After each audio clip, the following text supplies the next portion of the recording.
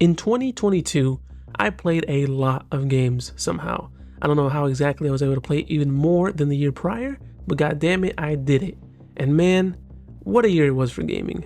Not only in terms of all the incredible new releases, but even games I just never got the chance to experience and got to play for the first time. So with all the great games I was able to play the past year, the majority being pretty mediocre since I have some strange attraction to B-level ass games, I'm going to be doing something I've always wanted to do, a Games of the Year list. Yes, games as in plural, because why should there only be one?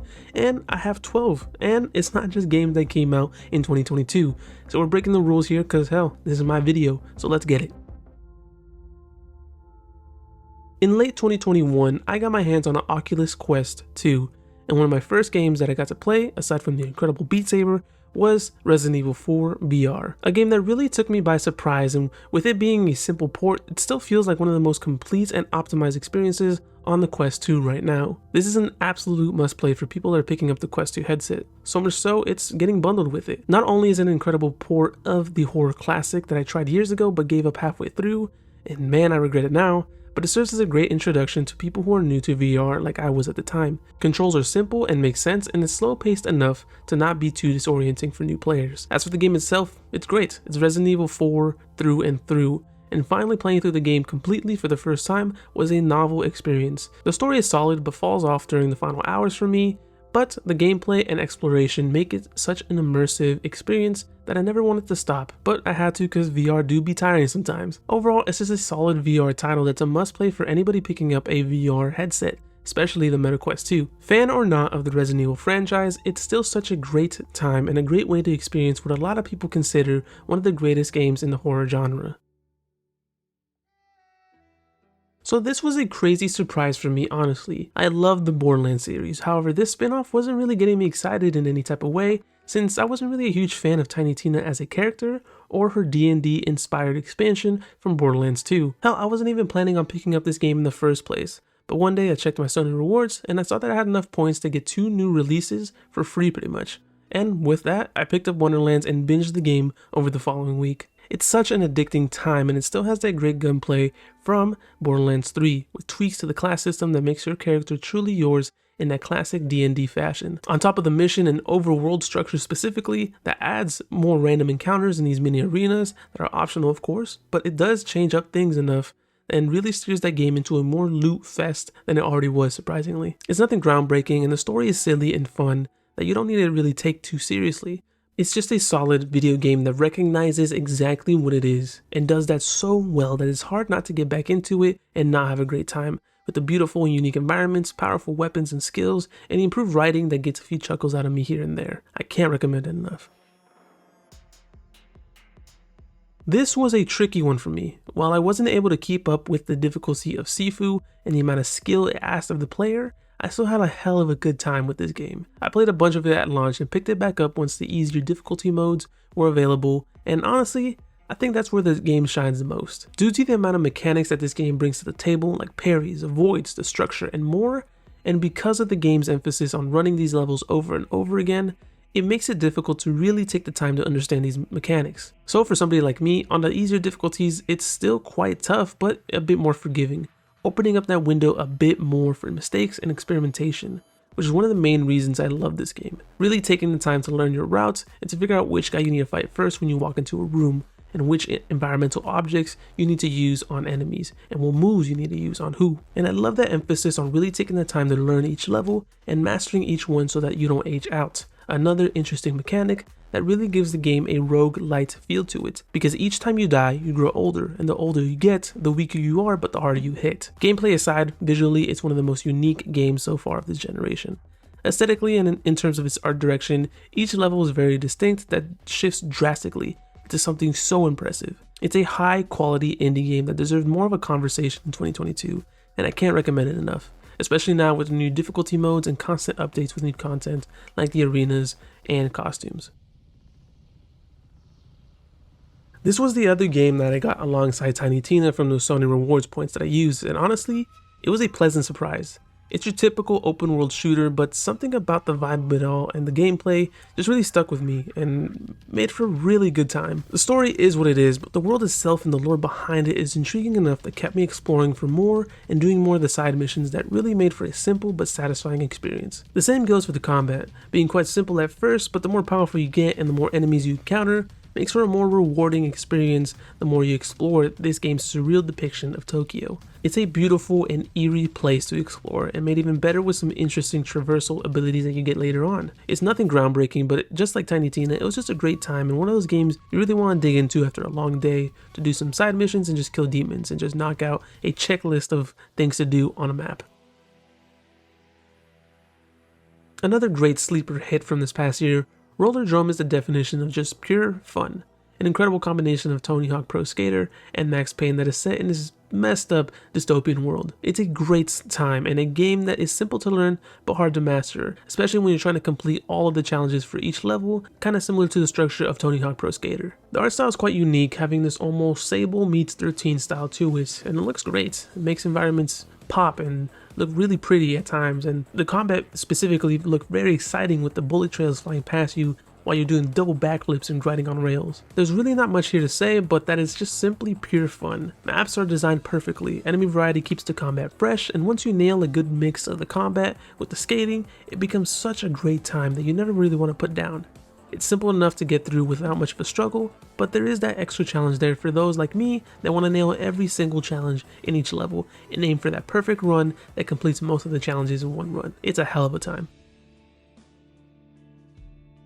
So with the hype of both Callisto Protocol and the Dead Space remake, I decided to play through the entire Dead Space trilogy, and without question, Dead Space 2 is the best one for me. Improved everything that was already great about the first, like the combat, atmosphere, exploration, and enemy variety. The story is even improved, giving the player a better understanding on who Isaac is and really emphasizing what kind of character he has become since the events of the first game. While it's more or less the same game, the enemy variety environments really make a big enough change that overall improves the combat and exploration loop. The story and set pieces are a bit more action oriented, but still grounded enough in a sci-fi horror story that makes sense, unlike the franchise's third title. It's damn near perfect in terms of survival horror, and is aged so well, especially with it being available on Xbox consoles with Game Pass, and on top of that being improved with FPS boost. It's one of the best horror games I've played in a pretty long time, and is a must play for any horror fan, which shouldn't be any news to any horror fan by now, since the game is almost about 10 years old now.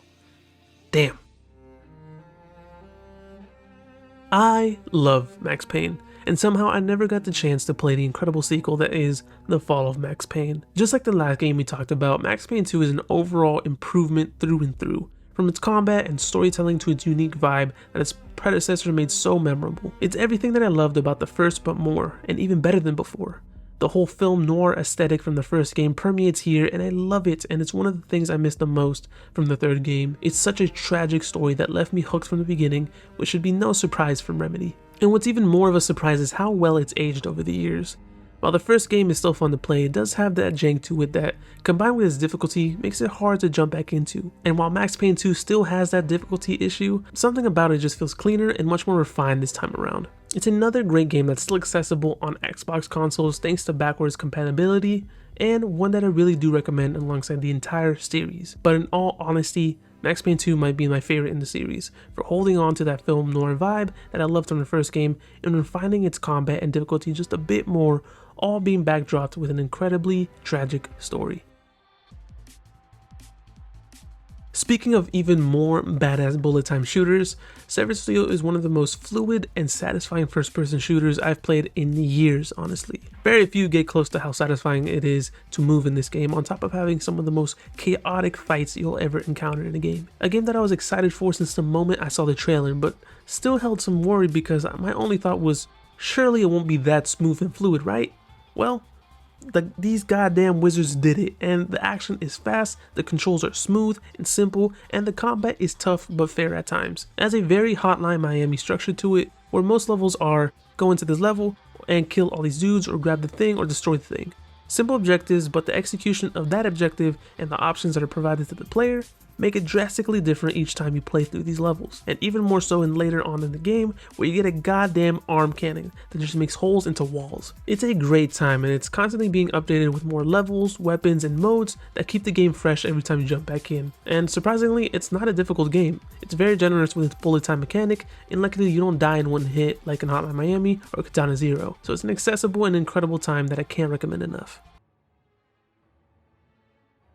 So earlier this year, I decided to binge through all of the Soulsborne titles that I had previously missed out on, and one of my definite highlights for that was Bloodborne. While one of the only things that was holding me back from enjoying this game fully was the frame rate capped at 30 FPS, but once I overcame that, I really had a great time with this game. Definitely high up there with my favorite Soulsborne games in terms of its world and lore, and specifically the atmosphere and the sense of dread you always feel throughout the game, and on top of that, the gameplay is as solid as ever, especially here where there is a much higher emphasis on aggression, which I love. The world, enemies, and bosses are all designed perfectly, which comes to no surprise coming from Software. And to this day, it's still a game that I think about because it's such a unique identity compared to the dark fantasy vibe that comes from the other Soulsborne titles, that I was honestly expecting to not have it resonate with me, but it did, and has now become one of the most interesting worlds I've had the pleasure to explore and experience. And I hope to God that the rumors for a remake or at least a remaster from Bluepoint are in the works, because understandably so,